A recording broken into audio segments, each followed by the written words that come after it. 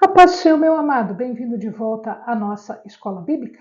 Nós estamos estudando o livro de Isaías. Então, ora o Senhor, pede a Ele discernimento, entendimento, conhecimento, sabedoria. Pede a Ele proteção, para que nós possamos desvendar dos seus mistérios.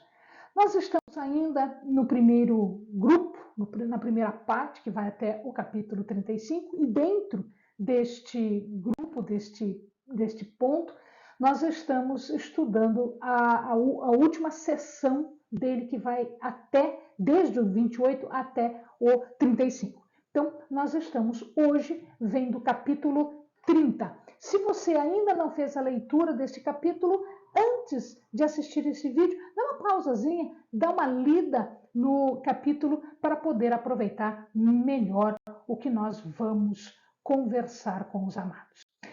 Muito bem, esta parte entre o capítulo 30 e o 31 fala sobre o Egito, a vergonha do Egito. Então, o profeta separa 2 capítulos inteiros para falar apenas deste tema.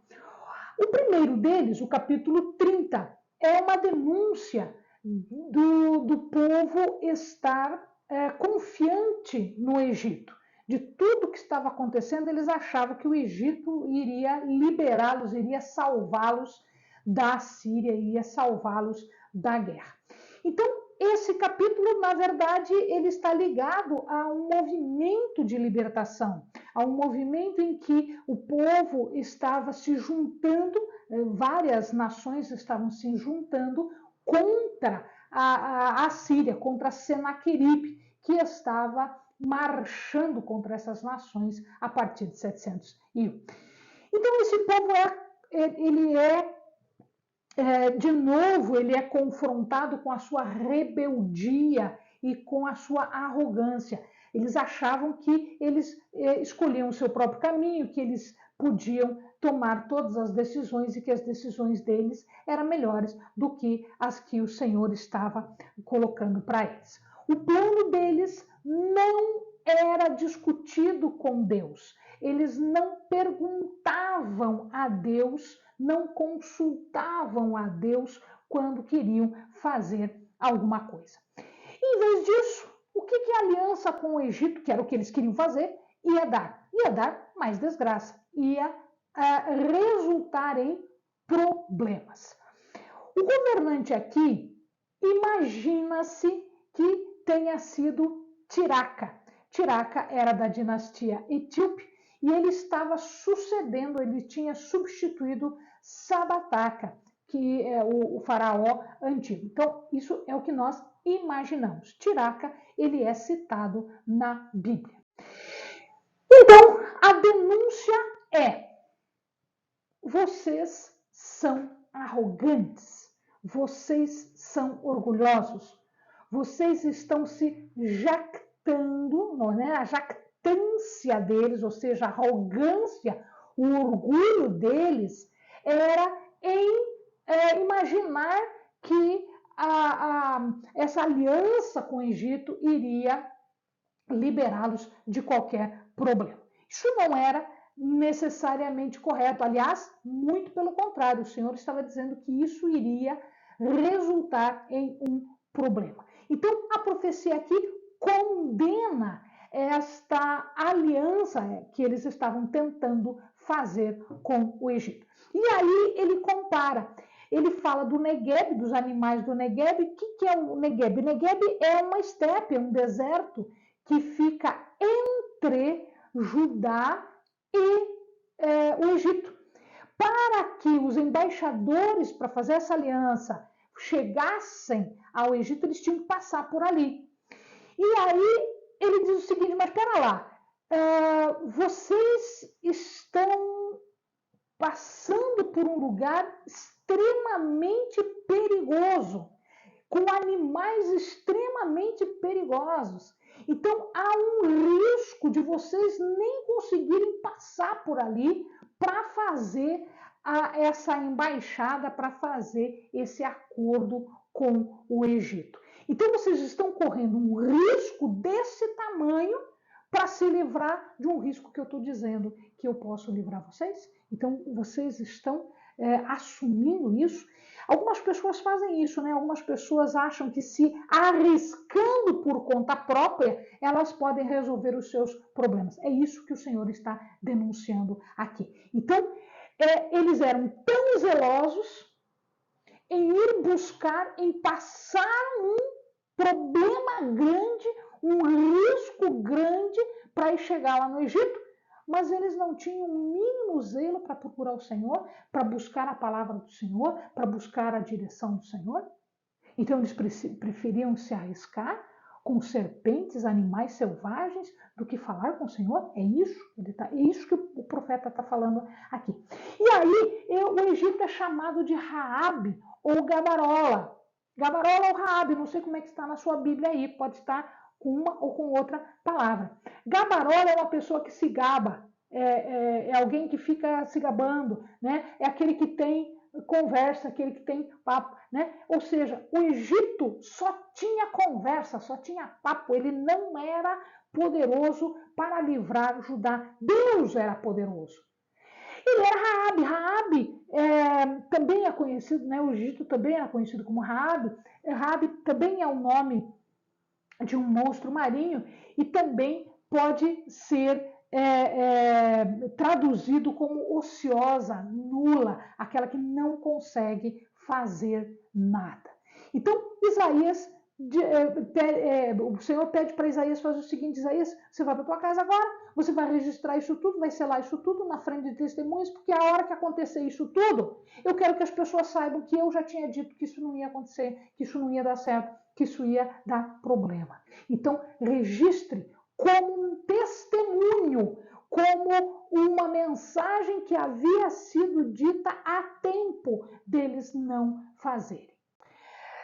O povo se recusa a ouvir. O povo não gostava de Isaías. Por que o povo não gostava de Isaías? Por que o povo às vezes não gosta de certas pessoas? Porque certas pessoas falam a verdade, porque certas pessoas falam o que é correto, porque certas pessoas falam aquilo que eles não querem ouvir, porque bota o dedo na ferida, porque bota o dedo no seu pecado.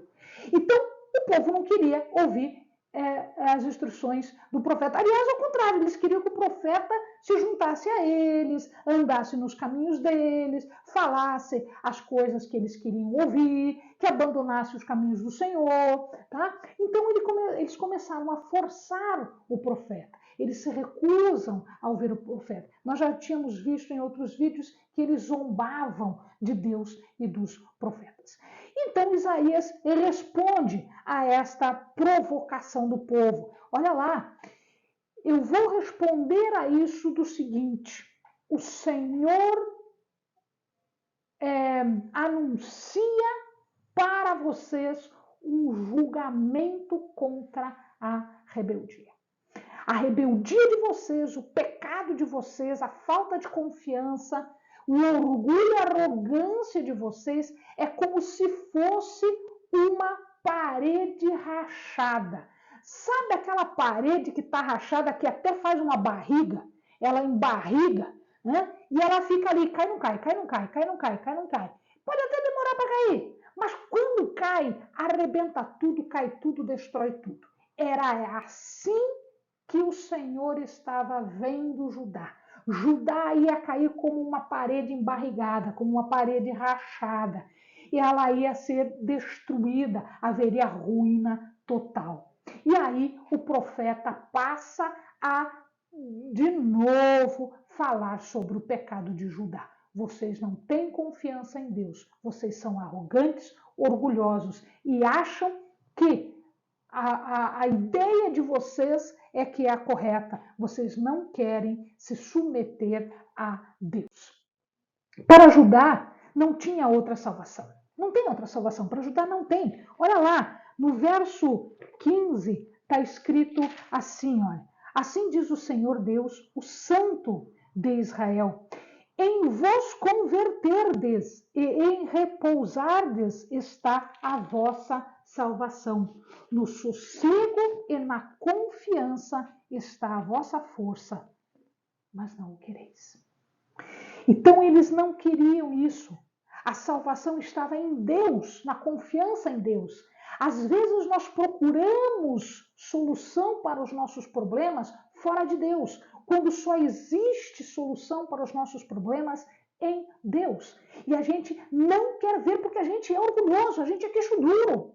A gente é de dura cerviz, arrogante, orgulhoso, rebelde, em achar que nós podemos resolver os nossos problemas, quando não é assim que acontece.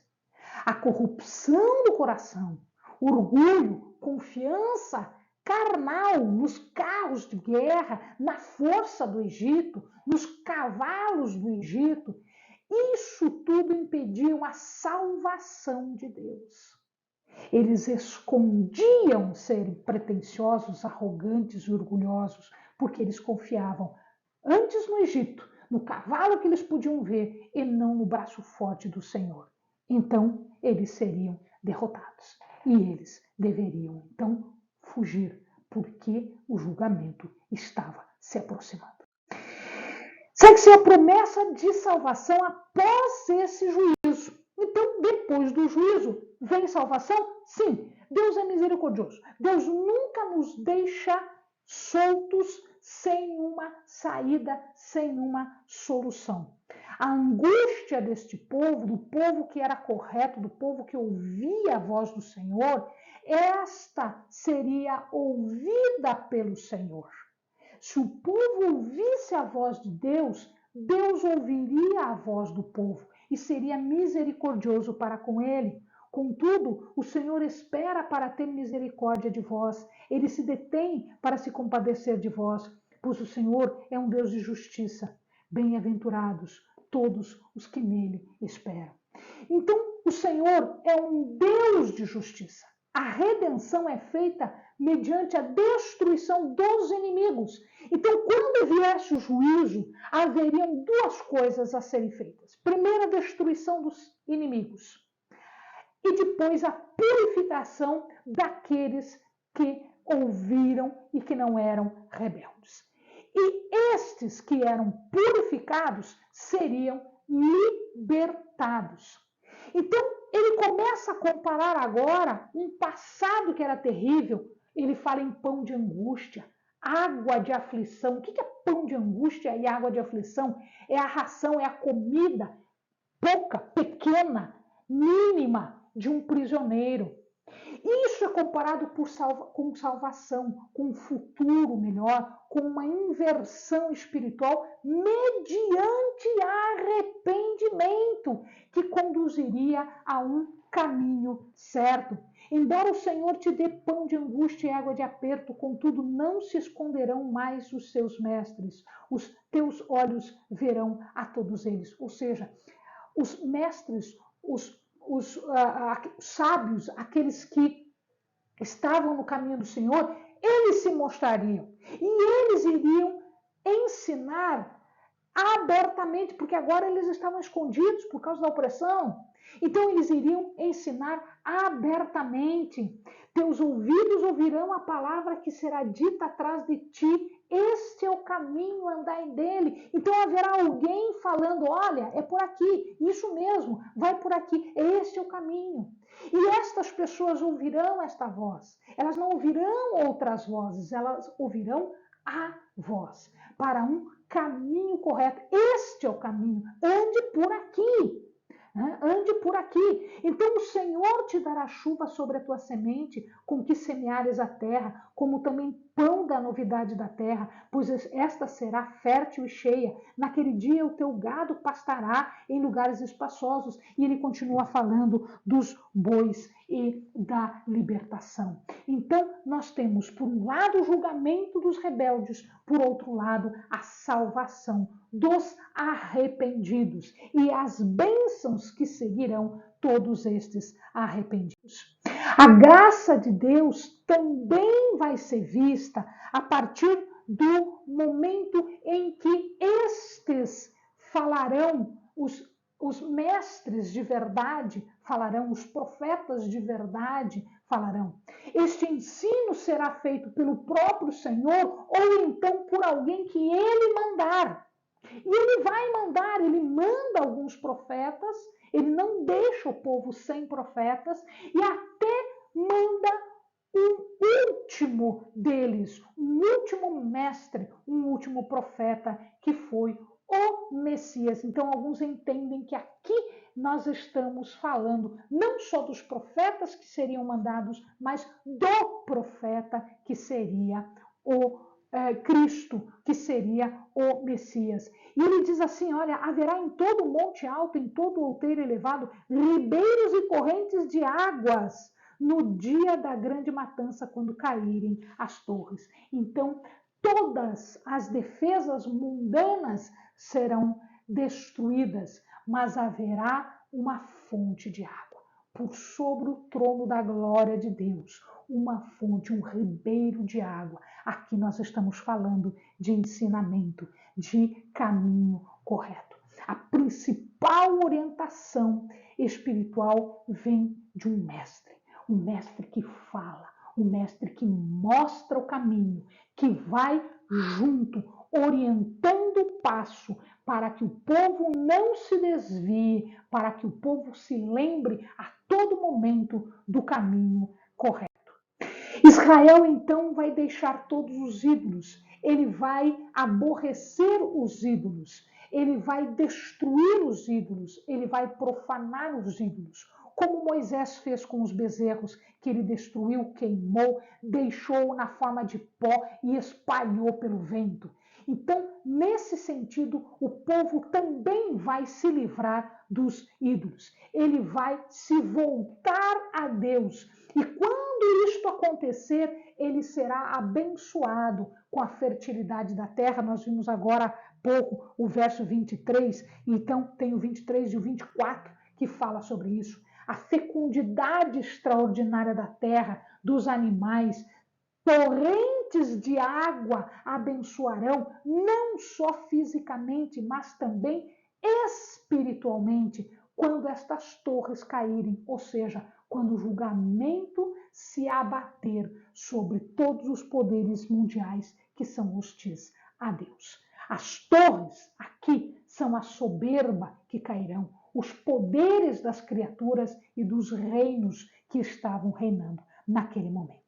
E então, desta forma, quando Deus os libertar, quando Deus julgar quem tiver que ser julgado para o perecimento e julgar para a salvação aqueles que se arrependerem, então o povo se alegrará e o povo cantará a este Deus remidor e salvador. Um cântico haverá entre vós, como na noite em que se celebra uma festa santa, alegria de coração, como a daquele que sai ao som da flauta para ir ao monte do Senhor, a rocha de Israel. Amém, amados? Bons estudos.